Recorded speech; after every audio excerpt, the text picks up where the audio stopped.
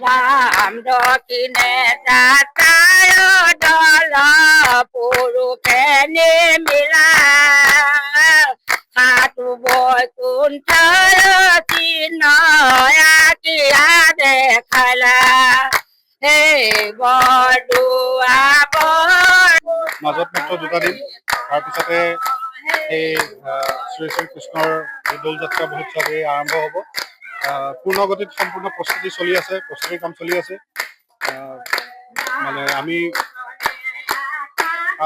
যোৱা যি বছৰ গৈছে এই বছৰতকৈ সৰহ সংখ্যক ভক্তপ্ৰাণ ৰাইজৰ সমাগম আশা কৰিছোঁ আৰু তাৰ বাবে আমি পূৰ্ণাংগ ৰূপত প্ৰস্তুতি চলাই আছোঁ যাতে সকলোকে আমি সুন্দৰকৈ ইয়াত স্বাগতম জনাব পাৰোঁ, সকলোকে যাতে ইয়াত আমি সুন্দৰ সুবিধা প্ৰদান কৰিব পাৰোঁ।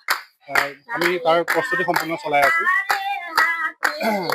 প্ৰথম দিনা যি বন্ধৰ কাম হ'ব সেই কামৰ কাৰণেও যি যাৱতীয় প্ৰয়োজন সকলোখিনি প্ৰায় সাজু হৈছে। আমি অকল বন্ধৰ দিনা বুলি নহয়, তাৰ পিছদিনা আজি পূৰ্ণিমা হ'ব, পূৰ্ণিমাৰ দিনা আমাৰ গোসাঁইমূৰত ফাকু দিব।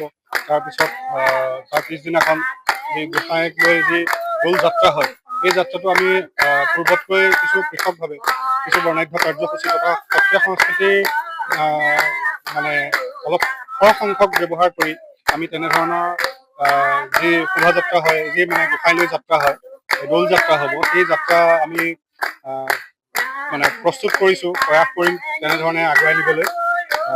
বাকী সকলোকে আমি আমাৰ ফালৰ পৰা নিমন্ত্ৰণো জনাইছোঁ যে সকলো ভকত বৈষ্ণৱ আহক, আহি পেলাই সকলোৱে আমাৰ লগত সহযোগিতাৰে এই দৌল যাত্ৰা মহোৎসৱ যাতে সফল কৰে।